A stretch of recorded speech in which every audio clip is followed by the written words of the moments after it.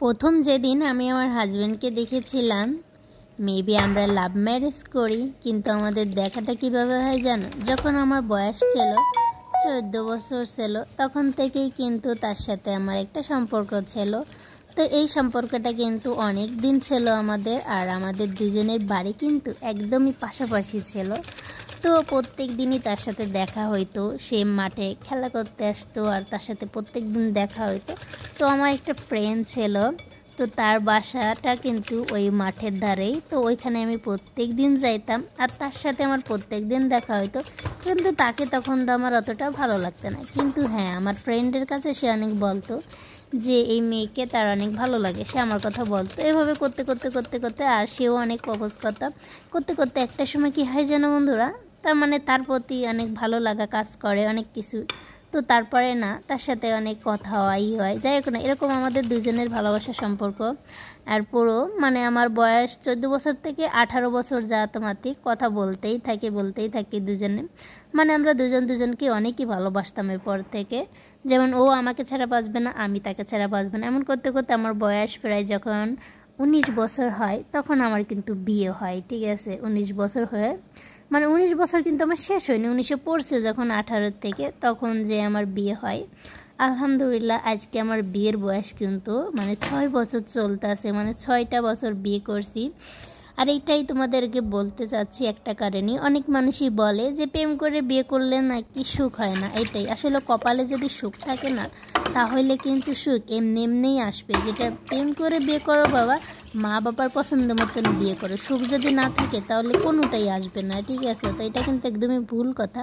আর আমি মনে করি বিয়ে করলে প্রেম করে বিয়ে করাটাই বেটার। কার কাছে কি মনে হয় জানি না, আমার কাছে এটা মনে হয়, কারণ একজনকে জানলাম চিনলাম এভাবেই কিন্তু বিয়ে করাটা আমার কাছে মনে হয় বেশি ভালো।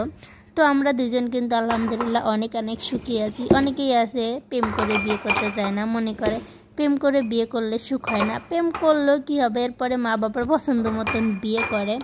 আলহামদুলিল্লাহ আমি অনেক সুখী আছি, আর আমার হাজব্যান্ডও অনেক ভালো, সে আমাকে অনেক ভালোবাসে।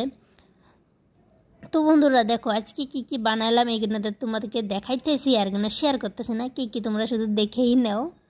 তো আলহামদুলিল্লাহ আমার এই 6 বছর সংসারে আমার একটা ছেলে ছিল আলহামদুলিল্লাহ। তো আমার ছেলেটা আর দুনিয়াতে নাই, সে মারা গেছে, প্রায় 1 বছর হয়ে গিয়েছে। অবশ্যই তার জন্য অবশ্যই আপনারা সবাই দোয়া করবেন।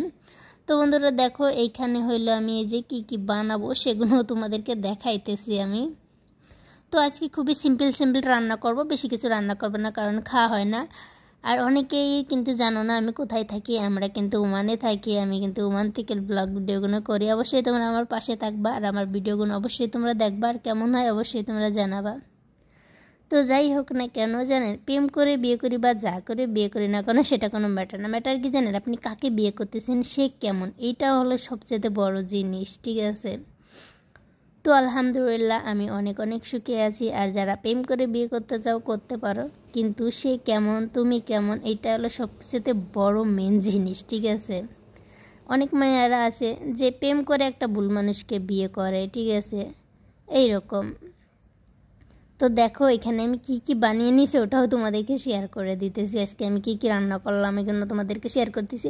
আর আজকে একটু পরিমাণে একটু বেশি সব কিছু, কারণ আজকে আমাদের পাশের বাসা দিয়ে সবার বাসায় দেব, কারণ তারা প্রতিদিন বন্ধুরা আমাদের বাসায় কিছু না কিছু দেয়। তো ভাবলাম আজকে বেশি করে রান্না করে সবার বাসায় অল্প করে সবার বাসায় দেবো। প্রতিদিনই দেওয়া হয়, কারণ আমাদের এদিকে অনেক বাসা আছে, কারণ তারাও আমাদেরকে দেয়, তাদেরকেও আমাদের দিতে হয়। এজন্য বেশি আইটেম করা হয় সব সময় একটু, কারণ রোজার মাসে সবাইকে দিতে হয়। আর রোজার মাসে কী হয় জানো বন্ধুরা, মেহমান ও প্রচুর আসে রাত্রিবেলা। ঠিক আছে, গেস্টের অভাব নাই, তো এই জন্য সবসময় একটু বেশি রান্না করে রাখি, এটাই তাদেরকে আসলে খেতে দিই। তো দেখো এটা হলো পাস্তা রান্না করছি আমি। পাস্তাটা এতটা ইয়াম্মি হয়েছিল। তো এই যে দেখো, পাস্তাটা বিশেষ করে রান্না করছি যাতে সবাইকে দিতে পারে। ঠিক আছে, আশেপাশে সবাইকে দেবো তাই। আর কেমন লাগছে আজকের ব্লগটা অবশ্যই সবাই জানাবা। তো ভালো থাকবেন।